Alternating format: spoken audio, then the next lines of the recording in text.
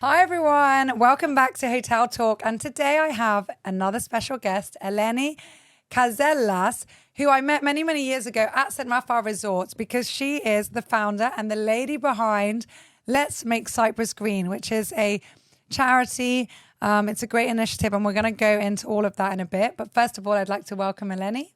Thank you. Thank you so much for having me here. It's nice to see you again. Yeah, it's so nice. I mean, we've had so many conversations over the years, and I think we have a lot in common and a lot of things that are dear to our heart that are the same. So let's first start off by telling everyone a little bit about you, where you're from. You've obviously, everyone can realize you've got a Greek name, but then your accent is completely American. So let's go with, where were you born? Where did you grow up? What led you here? Sure. So it's a little bit of an unconventional upbringing and story. So I was born and raised in Michigan in the United States. My father is Cypriot. He was born on the occupied side of the island. And my mother is Greek, but she relocated to the United States when she was 3 years old with her family. They met in England, got married, moved to the United States, had their children. So I was born and raised there. Didn't really have any kind of connection to Cyprus. I wasn't really coming here or anything. But when I was 16, they asked me, how would you like to go to Cyprus for a 2-week vacation? And I said yes, and after the 2 weeks were over, I asked when I'm coming home, and I had the pleasant surprise of learning that I'm not. So I had to kind of restart my life over again here on the island. 1 minute. So they had decided we're going to move to Cyprus because it's not even moving back. I mean, your mum never lived here.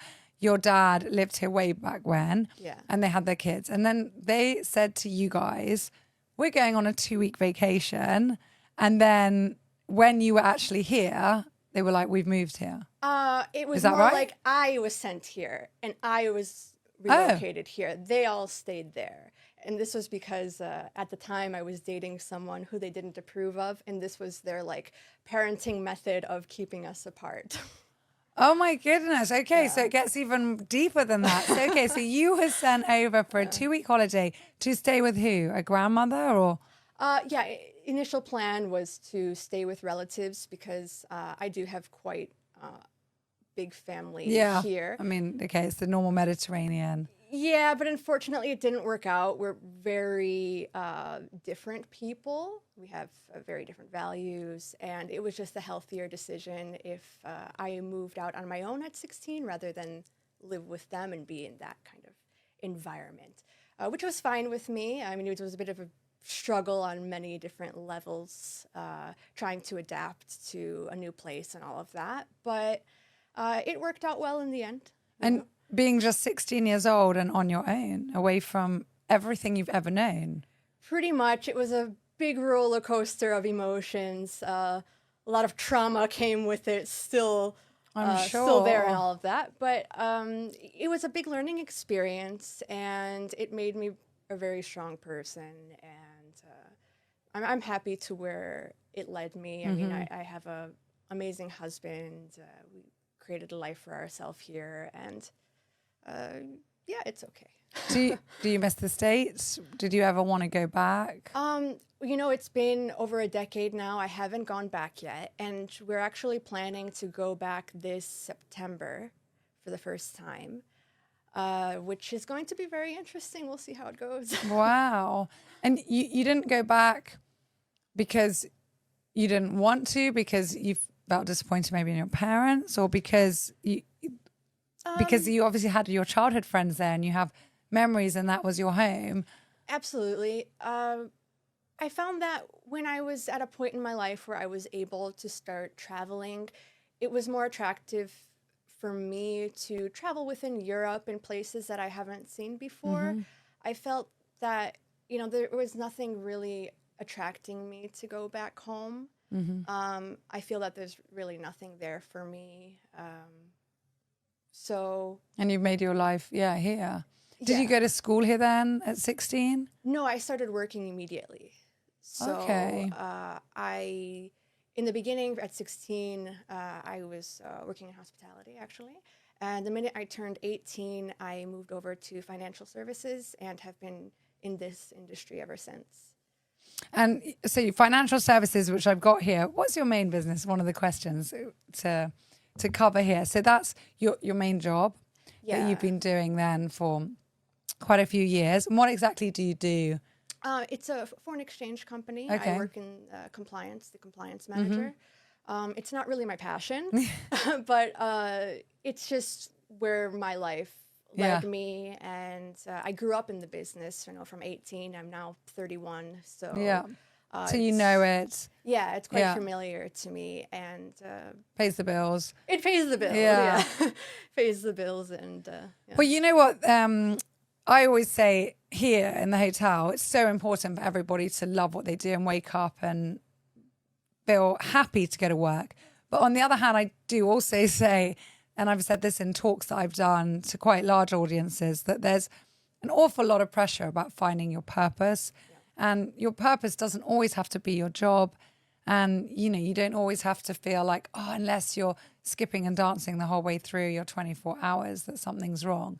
You can just do something that you're comfortable in, that you enjoy, not that you're miserable in, but that you enjoy, you're comfortable, you're good at. Yeah. And if it, ticks the boxes, then why not? Absolutely. I mean, you need some sort of passion in your life, something that not only brings you joy, but helps others as well, because that also makes you feel good at the end of the day. Definitely. Being part of a society and a bigger some picture. Community as well, having like-minded people around you, accomplishing something together, it also makes you feel good. Well, that leads us straight on to Let's Make Cyprus Green. Introduction. There we go. There's the intro. So tell us about LMCG, Let's Make Cyprus Green. How did that initiative come about? How did you start that, I believe, with your husband? And, where has this led you to so far? Yeah, so Let's Make Cyprus Green. So what it is, it's a nonprofit organization that is dedicated to raising awareness about various negative human impacts on our environment, but we're especially focused on excessive waste and the problems that come with plastic pollution. And this was started in 2018, kind of randomly, really. I mean, we weren't planning to register an NGO or anything like that. It was just that my husband and I, we very often visit Paramali Beach, and it's actually the beach that we got married on. And we would go there every weekend, and every time we went, we saw that it was, getting more polluted with litter every week, and it got to the point where it was pretty annoying because you don't want to be laying next to trash. So one day we were like, okay, let's go next weekend and clean it. And we went, and within a few hours, we collected 12 full bags of trash. And it was really upsetting to have picked all of that up, but it also made us feel really good because our favorite beach was finally clean.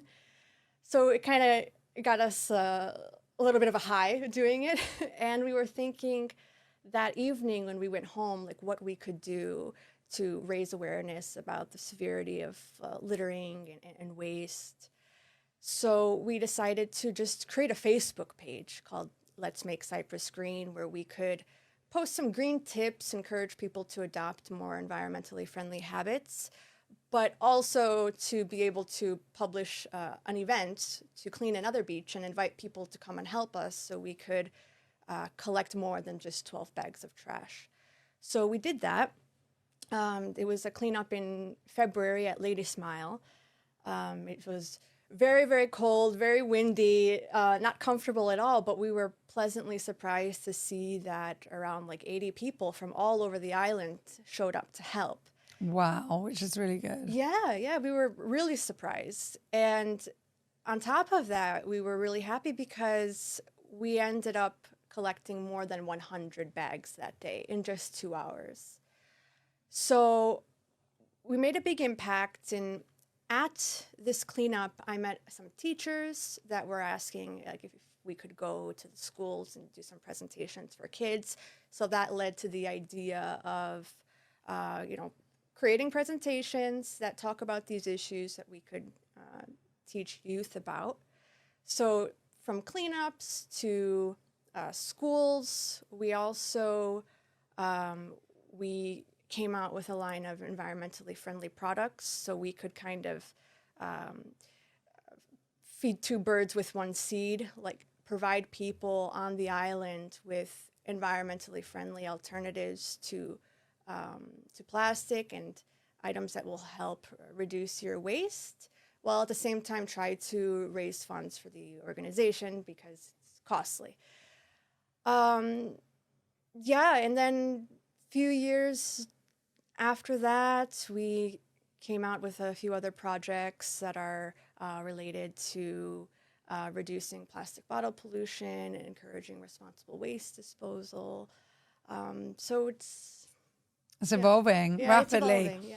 Well, I know that, I've just been so privileged, both personally and as a business, to be able to support you guys, because we've obviously, oh my goodness, I can't even think over the years, we bought, I think, toothbrushes from you, straws, reusable straws from you, just giveaways that we've used corporate, for corporate giveaways. Setting a great example for everyone else, because at that time especially, these types of things were so unknown to the islands. I remember when we were giving the reusable straws to people, and not just in Cyprus, we were going to Moscow and London and places in Europe and the Middle East and saying, oh, here's our branded reusable straw. And people were like, what's that? Or what's the problem with a plastic straw?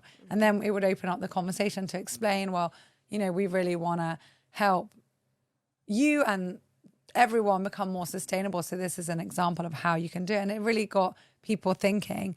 And then also I think for my kids, and I've used you as an example in many of my blogs, both personal and for the hotel, of how people can buy things. Oh, bane in my life. I can't stand it when I go to a kid's birthday party and I get just a plastic giveaway that invariably is broken by the time we've even got home. Yeah, it's such a shame. And then it's always like a lot. So it looks like, wow, the kid's got all of these things. How generous. But then actually it's just rubbish. Yeah. Whereas we bought from you, I remember one year, and we branded it, didn't we, with Yasmina's toothbrushes. Yes, yeah. With Yasmina's name, or we put love Yasmina or something. Every child needs a toothbrush, right? It's something useful. It's something not useful. Something that's going to break. Made from bamboo. Yeah. Everybody used it. Then they could remember Yasmina, for as long as they had it. And so there's so many ways. So if any one of you are listening to this and you've got either a business that you need to get a giveaway for, a party, birthday parties, kids' birthday parties, then do look up Let's Make Cyprus Green, because they've got some great ideas. And also I love buying your stuff for birthday presents. I love the bamboo cutlery set, which is so reasonable. It's under €10. And then you get these amazing, really useful utensils. You can use them for forever. They're great for camping, just for having in your bag, for who knows what occasion. So it's very useful to have really around. Good. That's so good. All right, now I'm going to go in like a little bit deeper. Okay. Why is this so important? Well, I'm an animal lover, and what keeps me motivated is knowing that I'm helping wildlife. I have never been able to work like directly in a shelter or something, unfortunately, because it just breaks my heart. I even follow a lot of animal rights groups on social, and it's so hard to even watch the content. I often just skip it. Yeah. But I force myself to watch it sometimes because people need to know what's going on. So, that's one of my main motivators. Some people, they have the motivator, oh, I have children and I want to create a better future for them. But for someone who's childless, the animals are my babies. So, it could be for everything. It can be to leave a better world for maybe not your children, but for any for the next generation. Oh, yeah, I'm not saying it's not And a factor then- at all, but I'm No, saying yeah. the main motivator is the animals. You know, I loved Stephen Fry recently. He made me laugh. You know, the British, author, comedian, actor, everything. And he's, goodness, is he in his late 60s now or even 70? Anyway, he's a bit older. And he said that he loves having fun with people when they say, I don't care about the environment. And he'll immediately interject. He goes, I don't have kids either.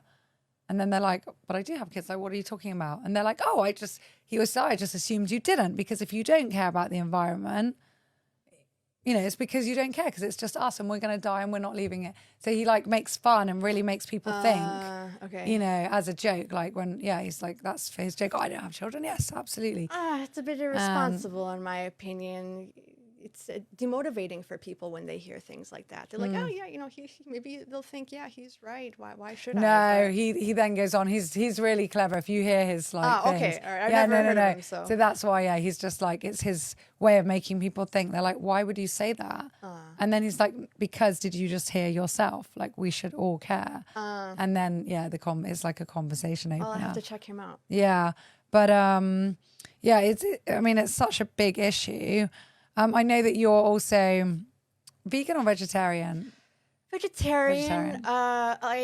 Most of my meals are plant-based, but yeah, I do eat feta sometimes. Yeah, so the feta comes in. Don't worry, cheese is always the hardest thing for people to. Yeah, I hope one day I can finally do it. Just a few documentaries away, you know. Yes. Don't worry. You join Farah's club. I send out my emails on. No, I'm joking. Most people who follow me are not even vegetarian and nowhere close to vegan, but just looking for healthier and happier lifestyles. Oh, as long as they're open every to it, meal, makes a difference. So how and why did you become vegetarian? Oh gosh, I mean, I was 13 at the time, and I guess I was reading something or watching something that was published by PETA, the animal rights group. To be honest, I don't remember even what it was, but after watching it, I remember my last meal being like chicken nuggets, you know, and I was eating them and I was like, I can't, you know, and I put it down and I'm like, I'm done. Yeah, that's when you become really mindful of what's on your plate, and then you identify with something that tastes good or doesn't even look like an animal, and then suddenly you realize, no, that's you know where it comes from and how it Yeah. became that food. And I think that's something that more people should look into. Petsa recently used one of my kids on their social. It's so cute. I'll show you. Show me. With my little one saying, "Eat your vegetables." Oh, wow, that's so cool. Yeah, it was really cool. I think that they do great things. I think everybody should follow PETA, but it is shocking, and it's some of the things you say. You don't want to know. You scroll past it. Even as a vegan, I'm like, you know, I know that I don't want to see more, but I think we do have to wake up and realize how much unnecessary pain and suffering and damage is being done out there for no reason when we can avoid it. Yeah, and you know, aside from that, just to have a better understanding that, you know, they have their own feelings and they can feel pain, and they're not like some objects. They're not objects. For example, my husband, he used to eat octopus, and a couple of years ago we watched a documentary on Netflix called My Octopus Teacher. Yeah. And it's about this guy, I think he was from South Africa, and he was diving in the ocean every day for 1 year, and he would meet the same octopus every day throughout that year, and they connected in such a deep way. They formed this great bond, and after watching that, he's like, I can't eat octopus anymore. And they're really clever. And they could be like a pet, but they're for this guy it was like his pet. And not just octopus, so many other animals. So. They're all individual. I mean, I was the same, because before I went vegan, I was a pescatarian, and I don't know, I wanted to believe, I just believed that fish couldn't feel pain, and it was different. And I don't know if it's because also we can't hear it, so we can't hear a fish die or scream or we know if we look to it, all of these sea creatures, they won't go close to danger. They're shaped the way they are for a reason. They're the color they are for a reason. So there is so much to it. Yeah, I wish it could be taught in schools. Like, you know, it should have a specific class dedicated to this. Absolutely. What is your, or I don't want to say your answer to negative criticism, but your combat? How do you negate it when people have a negative attitude, or when you see people saying like, well, let's make Cyprus green, or why should we care, or it's not going to make a difference anyway? Because there is that attitude anywhere in the world, and I'd say especially here. So how do you stay positive in light of that? How do you answer that? How do you move forward with that? Yeah, I guess a lot of people, you know, they don't care because they think it's like the responsibility of the government or environmental NGOs, or just the responsibility of other people to take action on these things. But I also don't think that they understand like the severity of what's going on with the climate crisis and like how that affects everyone. So like it's really important that we educate as much as we can so people have a better understanding around this. It is hard to see because I mean even in from 2018 until now, it's hard even finding volunteers, which is difficult to see because it's like, why aren't more people caring about these issues? It's sad, but it's something that we have to deal with. And I think as the years go by, it's becoming more of like a hot topic, let's say. And I think people definitely are getting slowly more and more aware. Yeah. There's activists all over the world. It's slow, but it's there. There is a movement. Too slow, if you ask me. Too slow. But it's hard to make this action happen faster. Yeah, it's tough. I was saying just before we started recording how just a couple of days ago I had, there's been lots of dust now in Cyprus and just weird weather. We've never, in my whole life growing up here, have seen anything like what we've been experiencing the last few years, whether it's extreme heat, whether it's extreme winds, rain, dust. And, this quite young lady, she just said, oh yeah, well, we're just going to have to learn to live with it. And I was like, why? Why not learn to try to mitigate it rather than live with it until it gets worse and worse and worse throughout the years? Exactly. And this person has a young child. But as you said, it's education. And I think it's very difficult for someone like you and me who we have that passion for this and we can see all of these things happening that we want to just, yell it and shout it out to people and say, blah, blah, blah, blah. But then people get defensive and then they close up and they say, right, I'm not going to listen to you. You're just insane. Or they kind of get that, like you said, they get defensive and it's like, oh, are you telling me you don't eat avocados? You don't drink almond milk? It's like, oh my God, look at the big picture here. Yeah. They fail to see that. And yeah. So they just get really, And then the classic question, if you're on a desert island and there was only a pig, would you eat it? It's like, well, yeah, that happened last week. That's such a common scenario. Yeah, it is it's tough. The easiest thing to do, to criticize. Yeah. So tell us a bit, now single plastics at least, new laws have come in. Tell us a bit about these new laws, about what's happening against the use of single plastic. We know some of the devastating effects, but maybe you can shed some light on this podcast into why people shouldn't be using them and what they can do to avoid them. Sure. So I think it was like a year or two ago. It's hard to remember now with like the COVID years blurring. I know, everything. everything's blurred. Oh my goodness, tell me about it. But yeah, the European Union banned a number of single-use plastic products, which included straws, cotton buds. Also, forks and knives and spoons. Forks, yeah, the cutlery. But wasn't it funny? All of the kiosks and the pistarias and everything, they knew the date it was coming in, so they pre-ordered because there's a leeway, isn't there? Absolutely. I mean, I can still find in some places. Yes, I can. Loads. Because they pre-ordered. So I think you are not allowed to order a new quantity, but anything you have in stock, you can use up. And we were already late implementing. People ordered 10,000 items of forks, for example, forks and knives in a plastic thing, and now they're still giving them out because they're like, they were in stock. Yeah, actually, quite a few years back, I heard that, I could be wrong here, but maybe it was Nigeria or I forget where exactly, but they banned single-use plastic bags, and there was actually a black market for plastic bags afterwards, if you can even imagine that. Crazy. It's like people are so dependent on these things when they don't have to be.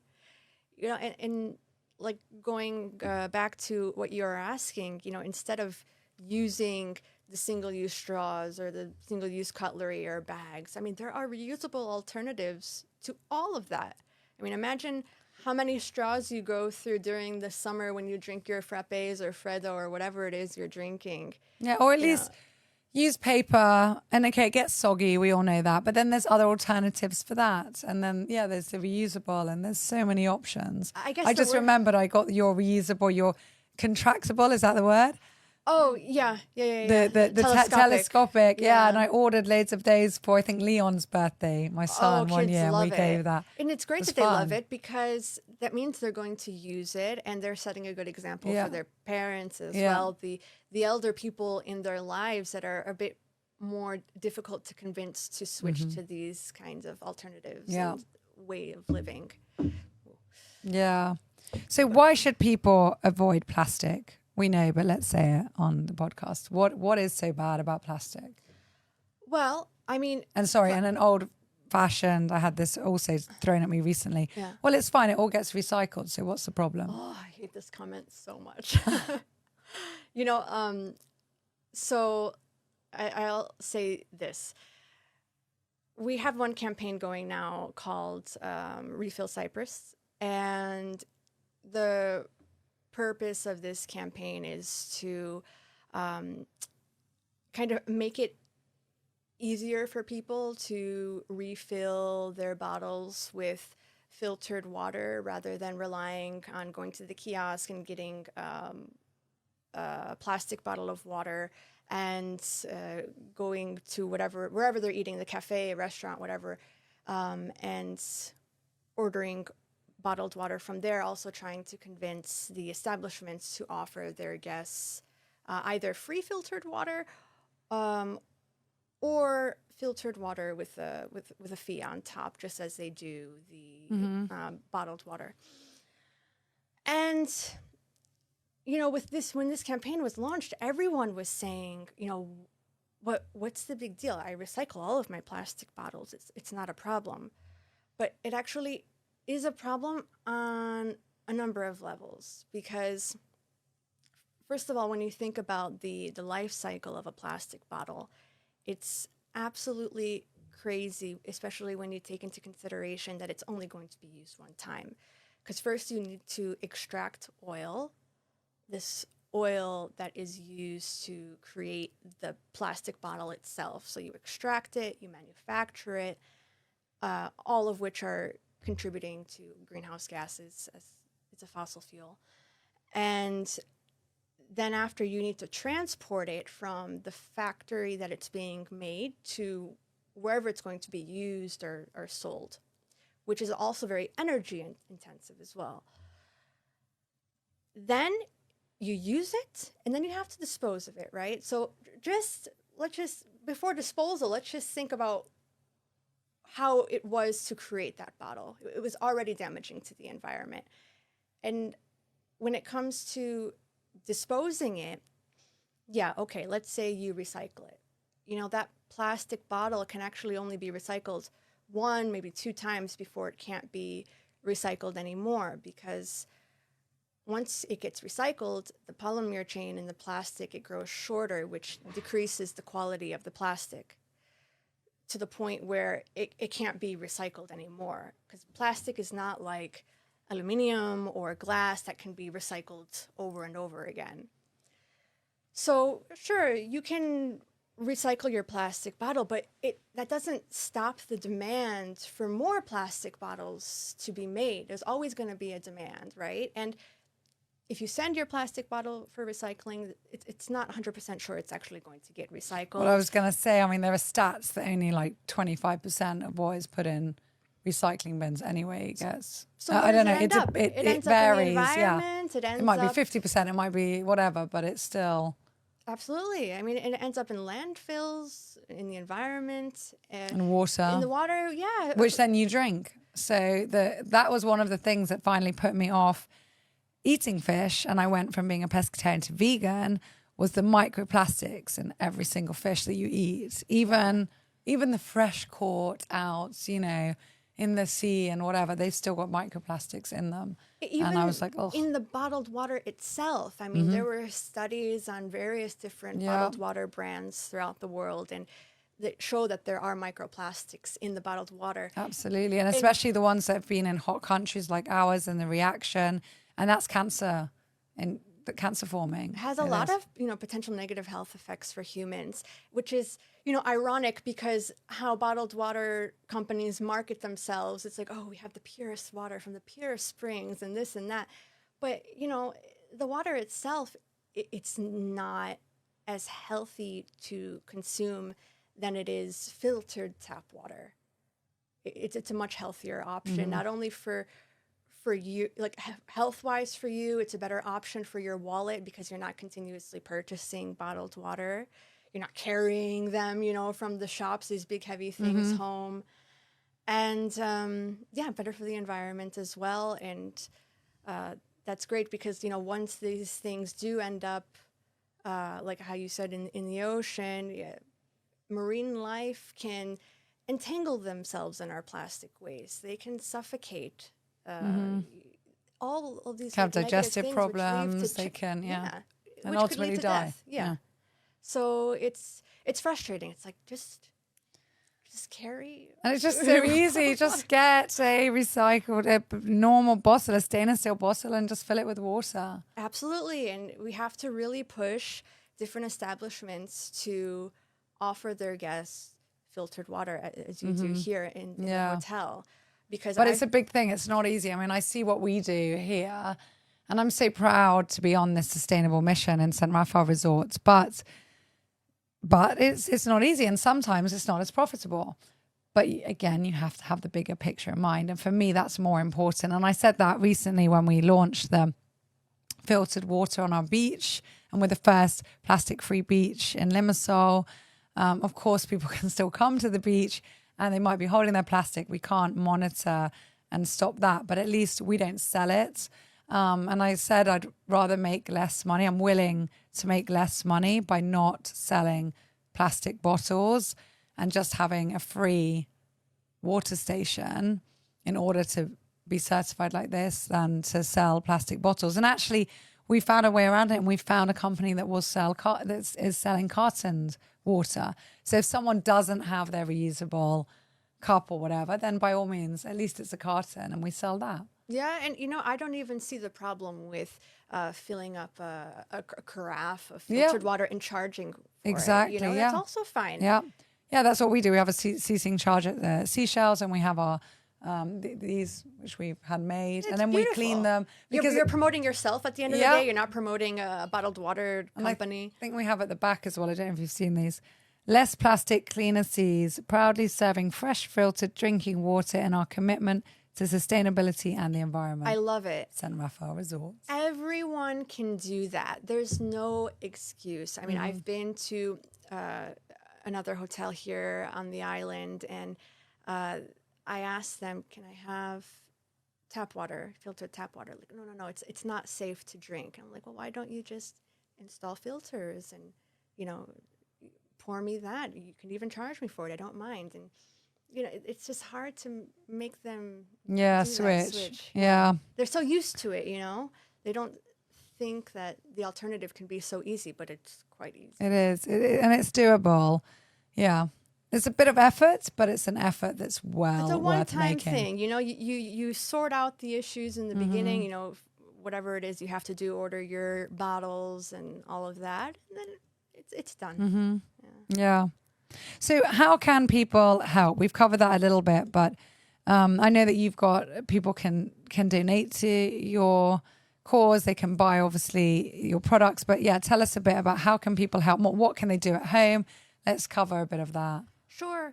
Well, I guess for every nonprofit, the biggest struggle is always the lack of human and financial resources. I mean, this is just how it is for everyone, unfortunately, which is quite a shame because it is like essentially having a business. Like imagine your hotel. If you just had one person in housekeeping and one person at reception, you cannot function. You need more people. And when it comes to volunteers, it's very difficult to find those people who are able to be reliable, commit the time, and have the motivation to want to work on something like this. So I would say that one of the main things you can do is get in touch with us to express your interest in volunteering. And when I say that, people are like, oh, like I can go to their cleanup and help them clean a beach for 30 minutes. But that's not really what we need.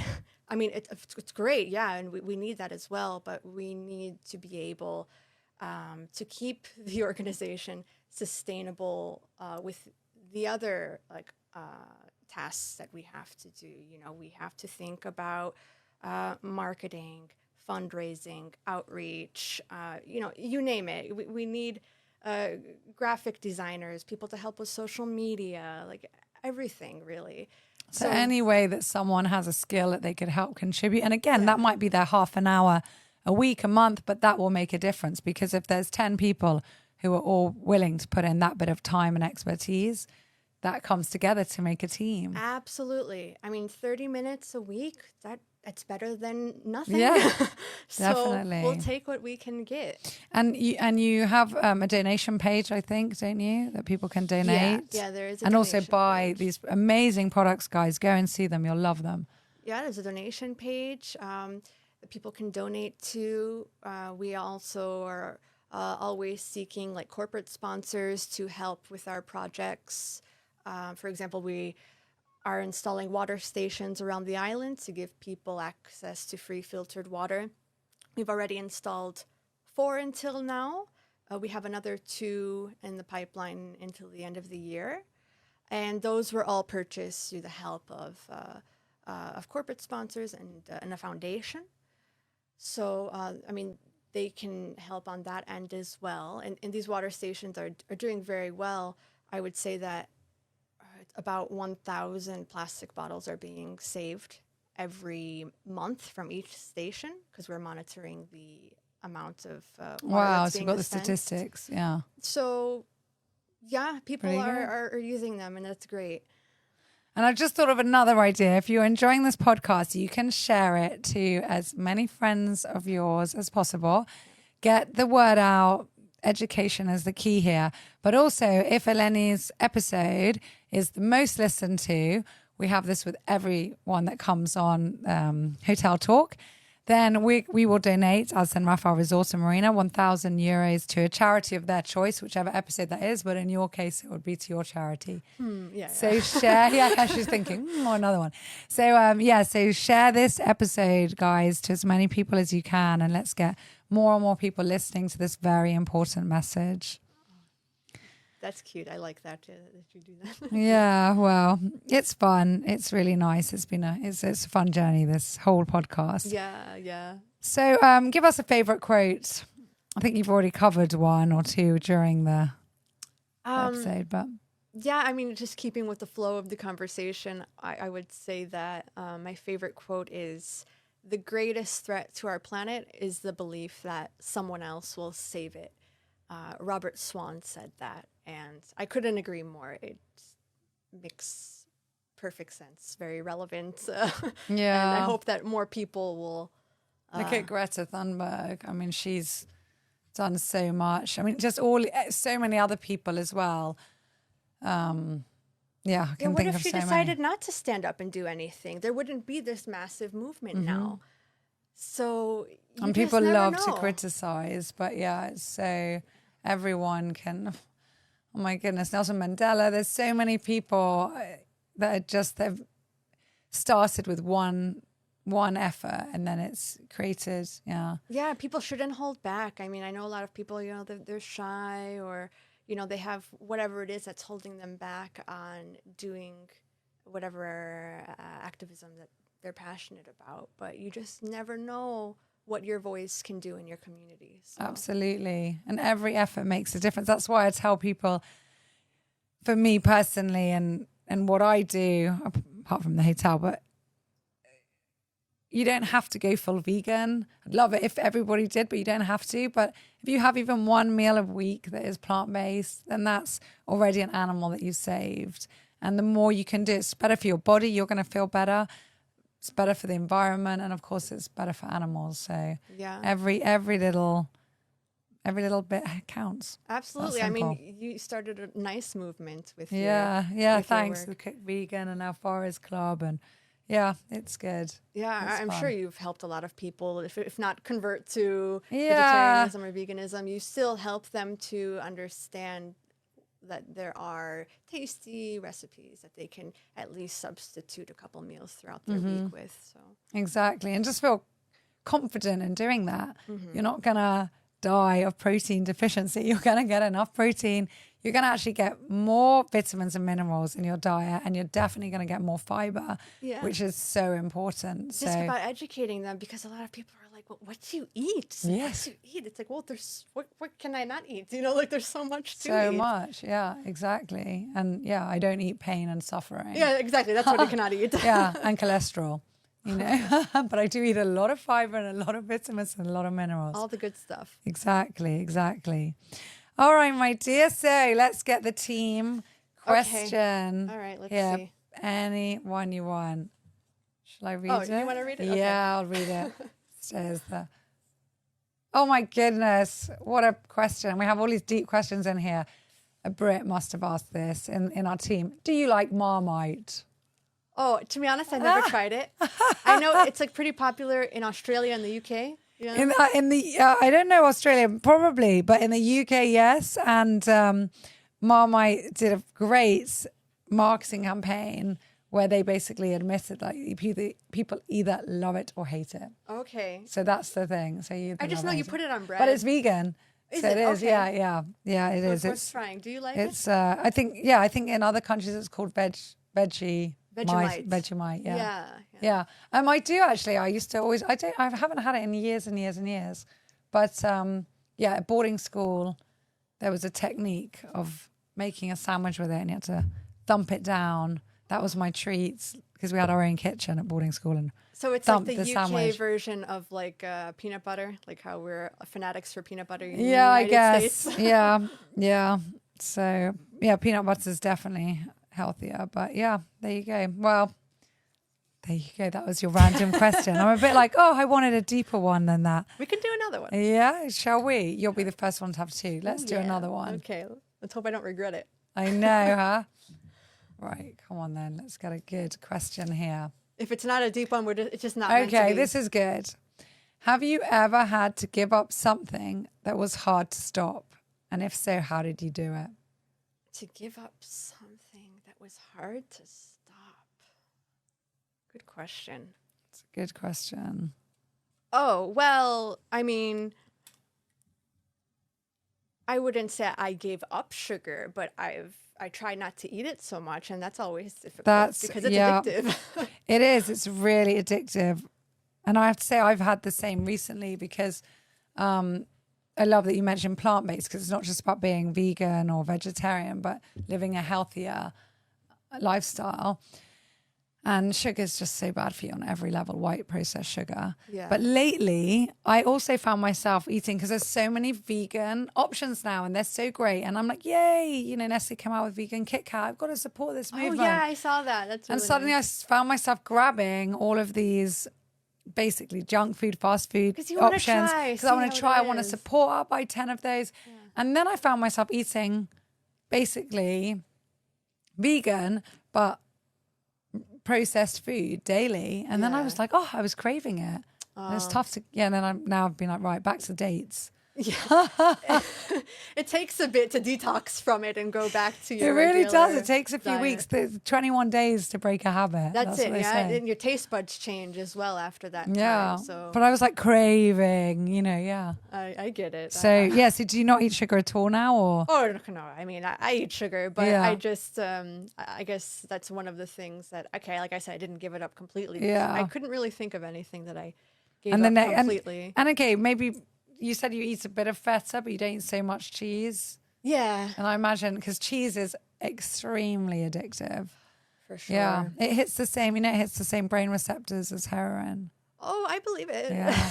Yeah. It's, do. because in the casein, the protein in cheese, there's casomorphin, which is specifically in dairy products.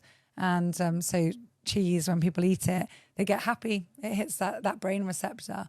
Wow. And so we don't need it in our bodies. Actually, we get less calcium eating it because our body has to balance that and it takes it out from our bones.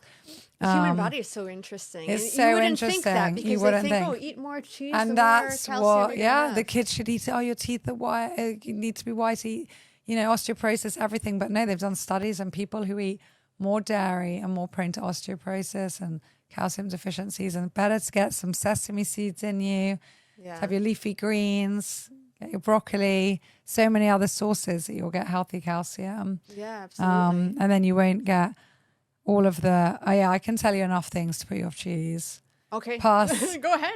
That's Yeah. fine with me. Everything. There's so many things, but it's definitely tough to give up something that you enjoy, but when it's something bad for you, it's well worth it. Yeah, I guess what's hard is that it's something that was like I grew up with, being Greek, always having feta in the house, but it doesn't mean I can't completely kick it out. So next time when I come Next time will on be this- that. yeah, And that's how gonna be did my answer? but feta how and did you give up cheese. sugar then, or like sugar addiction? Let's say Just like, stop. you just stopped. Did you substitute for something else, or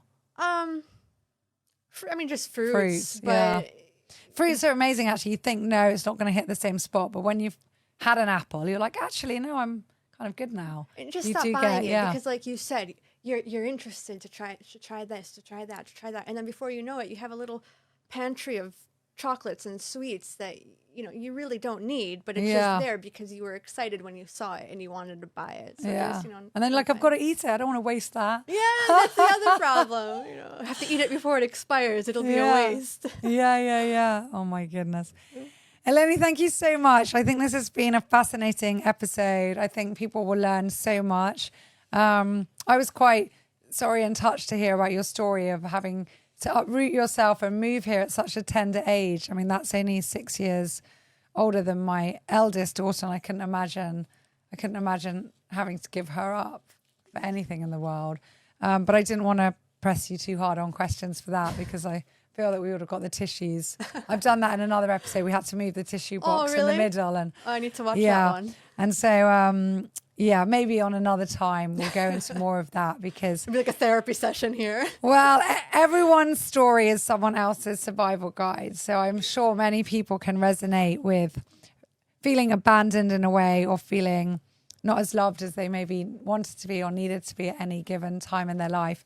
But definitely what you've achieved in your life, forget about finding somewhere to work and supporting yourself and starting an amazing organization, but simply by surviving and thriving and being happy and finding a happily ever after marriage and with your husband. That's already an inspiration to so many people, I'm sure, listening to this.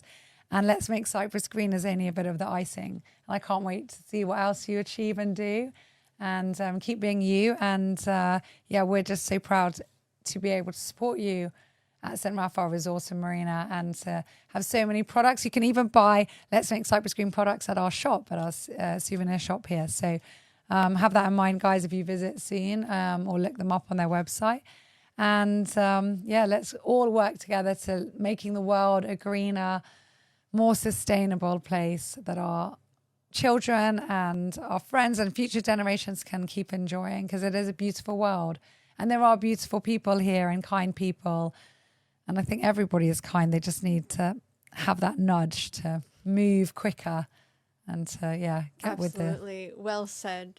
Thank you so much. And thank you so much for all your support throughout the years and for inviting me here on the podcast today. It's been very fun. Thank you so much, Farah. Thank you, my dear.